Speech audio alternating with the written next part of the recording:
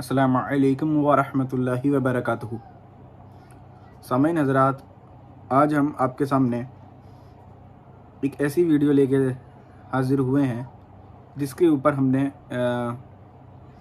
अपने 9 महीने पहले डिस्कशन किया था। इसी चीज़ को आगे बढ़ाते हुए मैं आपके सामने आज कुछ और दलाइल और कुछ और बात पेश करूँगा और ये देखा जाएगा कि जो ढोंग रचाया है सूफ़ियों ने, ख़ास करके उन सूफ़ियों ने जिन्होंने अहले सुन्नत व जमात को बदनाम करने का ठेका उठा लिया है, होते वो शिया हैं, गाली हैं, राफ़ज़ी हैं, पर अपने आप को सुन्नी दिखाते हैं और ये ज़ाहिर करने की कोशिश करते हैं कि उनसे बड़ा कोई मुसलमान नहीं है। जी, मैं बात करने वाला हूँ ज़रीफ़ चिश्ती ढोंगी बाबा की। उन्होंने कुछ दिन पहले जो हमारे एक अज़ीज़ दोस्त इकराम रज़ा साहब पर जो उनकी वफ़ात हो गई, अल्लाह उन्हें जन्नत में आला से आला मकाम अता फ़रमाए, उन्हें उनकी मौत पर, उनके विसाल पर इसने जो एक वीडियो अपलोड करी और उसमें इनने ये दिखाया कि इनसे बड़ा डायरेक्ट राब्ता हो रहा है अल्लाह तबारक व तआला से और अल्लाह तबारक व तआला इन्हें पल पल की खबर दे रहा है। मतलब अल्लाह ताला इन्हें रिपोर्टिंग कर रहा है कि क्या क्या मामलात हो रहे हैं इकराम रज़ा के साथ, और अल्लाह तबारक व तआला माज़अल्लाह इनके मातहत आ गया है कि जो जो चीज़ होती है उसका नोटिफिकेशन अल्लाह तबारक व तआला इन तक पहुँचा देता है, माज़अल्लाह रब्बिल आलमीन। तो इस वीडियो में इन्होंने जो डिस्कशन किया उसके अंदर हम ये जानते हैं कि क्या इन्होंने वाकई में हक बात बोली या सिर्फ बातिल से ही काम लिया है।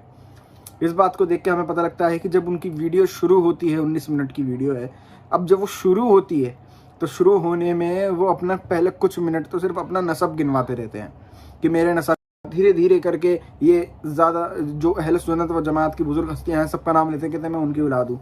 तो मैं उनको ये जवाब देना चाहता हूँ कि क्या मैं अपना नसब आपके सामने ज़ाहिर करूँ, क्योंकि मैं भी सैयद हूँ और जिनका आपने नाम लिया वो भी मेरे नसब में आते हैं और जिनका आप नाम लेना चाहोगे वो भी मेरे नसब में आते हैं। तो क्या मैं अपना नसब बोलूं, और अगर मैं ये बोलूं मेरा ये नसब है, तो क्या जिस जिस प्रोटोकॉल पे झूठ बोलने का आपने अधिकार उठा लिया है, क्या वो अधिकार मुझे भी मिल जाएंगे? जिस तरीके से आपने नकली वीडियो बनाई, नकली झूठ बोले, उस तरीके से क्या मुझे उस तरीके का अधिकार मिल जाएगा कि मैं भी झूठ बोलना शुरू कर दूं अपना नसब बता के? नसब किसी का कुछ भी हो, उसको उसके आमाल का जिज़ा ज़रूर मिलनी है।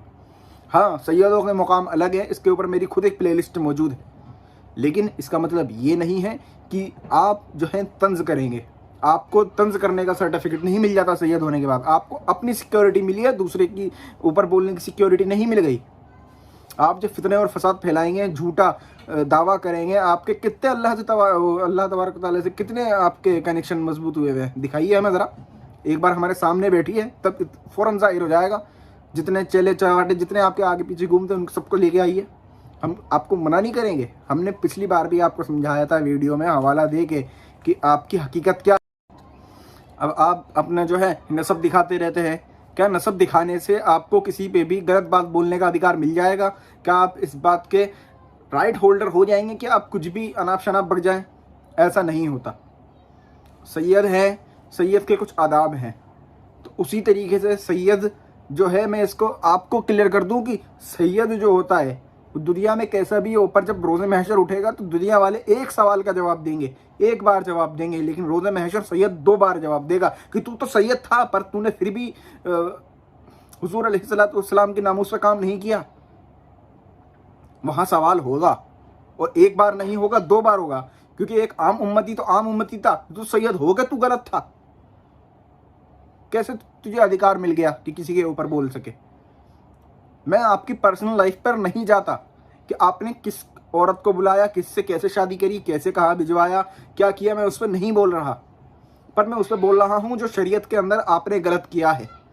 अगर मुझे ज़रूरत पड़ी तो मैं उस लड़की को उठा के यहाँ लेके आऊँगा, आपके सामने बात करवाऊँगा, क्योंकि मैं वो इंसान नहीं जैसे वो थे, मैं थोड़ा सख्त किस्म का इंसान हूँ। तो आप इस बात को ध्यान रखें और अपनी जो औकात है उतने तक रहकर बात करें। इंसान कितना ही बड़ा हो जाए, सैयद एक नहीं हज़ारों सैयद हैं, सबकी ताज़ीम वाजिब है, लेकिन सैयदों को किसी ने ये नहीं दिया अधिकार कि दूसरे के ऊपर तंज करें। उनको खुद भी जवाबदेही करनी है। उनके अंदर ज़्यादा सलीके होने चाहिए बनिस्बत आम आवाम के। उनके अंदर ज़्यादा एहतराम होना चाहिए, उनके अंदर ज़्यादा इज्जत होनी चाहिए आम आवाम के लिए, क्योंकि आम आवाम तो जानती नहीं पर सैयद तो जानता है। और आप तो हर वक्त औलाद हुसैन हूँ, औलाद इब्राहीम अलैहिस्सलाम हूँ, औलाद हज़रत अली हूँ, इसका कोई इनकार नहीं कर रहा है आपसे कि आप नहीं हैं। लेकिन आपको जो अधिकार हुज़ूर अलैहिस्सलाम की शरीयत ने दिए हैं, आपको सिर्फ वही मिलेंगे। आप जो कुछ करना चाहें, आप कत्ल गलत करेंगे तो क्या आप ये बोल के चले जा सकते हैं कि मैं एक सैयद हूं? आपको सजा मिलेगी। इंसानियत से ऊपर नहीं जा सकते आप सैयद बन के, इंसान आपको पहले बनना पड़ेगा। और कोई सैयद हो फिर जानवर जैसी हरकत करे, ये भी इसके लिए ठीक नहीं है। इस्लाम में ऐसे लोगों को शरपसंद इस्लाम लोग कहा जाता है। आपने इसके बाद इतराज़ किया कि इकराम रज़ा का नाम जो है मिट्टी में मिल गया है। अरे नाम मिट्टी में मिल गया है, आप जिक्र कर रहे हैं तो कहाँ से नाम मिट्टी में मिल गया है? आप जैसे बुग्ज वाले इंसान तो बात कर रहे हैं, जब आप बात कर रहे हैं तो कहाँ नाम मिटा? आप भी तो तस्करा कर रहे हैं ना। और जितना मुझे पता है आपके अलावा एक भी शख्स ऐसा नहीं है जो इकराम रज़ा के खिलाफ बोल रहा हो। कुछ थे सुन्नियों में, आपस के इख्तलाफात ठीक थे, लेकिन अब जो है अब उनके खिलाफ कोई भी बोलने वाला नहीं है सिवाय आपके, क्योंकि आपकी ज़्यादा दुश्मनी है उनसे। पोल जो थी वो खोल के रख दी। आपके अलावा कोई बद्दुआ नहीं कर रहा उनके लिए, सिर्फ आप कर रहे हैं। और सैयद होने के नाते मैं भी एक सैयद आपकी अगली बात देता हूं कि आपने कहा कि मैंने दमादम मस्त कलंदर कहा था, अलीदा चौथा नंबर जो है इकराम रज़ा ने बोला था, सही बोला था उसने। दमादम मस्त कलंदर अलीदा पहला नंबर वो कुछ किसी और सर्कमस्टेंसेस के अंदर कुछ और बात के लिए कहा गया था। लेकिन अगर आपका ये अकीदा होगा कि वो शेखैन से अफजल हैं तो आप तफजीली हैं, रावजी हैं, बिदती हैं, शिया हैं। ये बात मैं नहीं बोलता, आपको सुन्नियों के हवाले देता हूँ। सुन्नियों में भी इमामुल सुन्नी की सुन्नियों का हवाला देता हूँ। मैंने पिछली अपनी वीडियोस के अंदर भी आपको समझाया था पर आप माने नहीं। जिसके अंदर शोहरत की भूख हो, औरतों का शौक हो, वो कभी भी दीन इस्लाम की बात मान ही नहीं सकता, चाहे कुछ हो जाए। मैं बताता हूं चौथा नंबर कैसे। किताब है मुल्ला अली कारी की शरह फ़िक़ुल अकबर, सफ़ा नंबर है 139। हवाले नोट करते जाएं, इसके नीचे आप दबने वाले हैं। हज़रत अली रज़ी अल्लाह ताला अन्हु को शेखैन पर फजीलत देने वाला अहले सुन्नत के खिलाफ है। कौन कहता है? इमाम मुल्ला अली कारी। आप माने ना माने, आप जहां जाना है वहां जाएं, लेकिन अहले सुन्नत व जमात इन्हें मानेगा। मैं बात करता हूं अब बुनियतुत तालिबीन की, सफ़ा नंबर 176 पर। गौसे पाक फरमाते हैं कि हज़रत अली को शेखैन पर फजीलत देने वाले को शिया कहते हैं।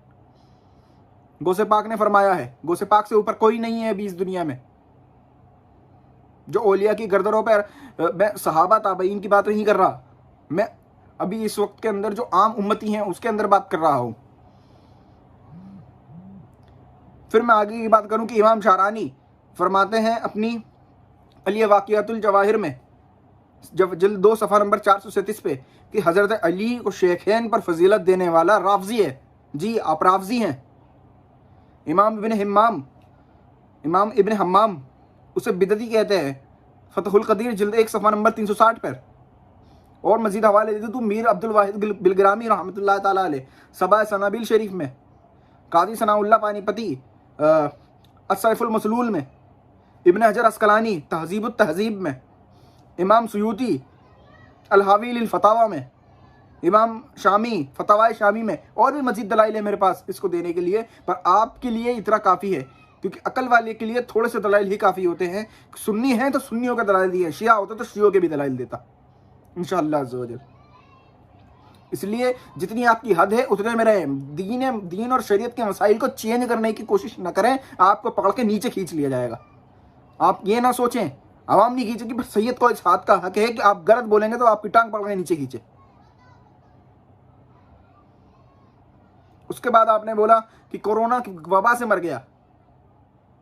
इकराम रज़ा कोरोना की वबा से मर गया, गंदी बीमारी है। मुझे बताओ, सहाबा इकराम के बीच ताउन ना फैला था क्या?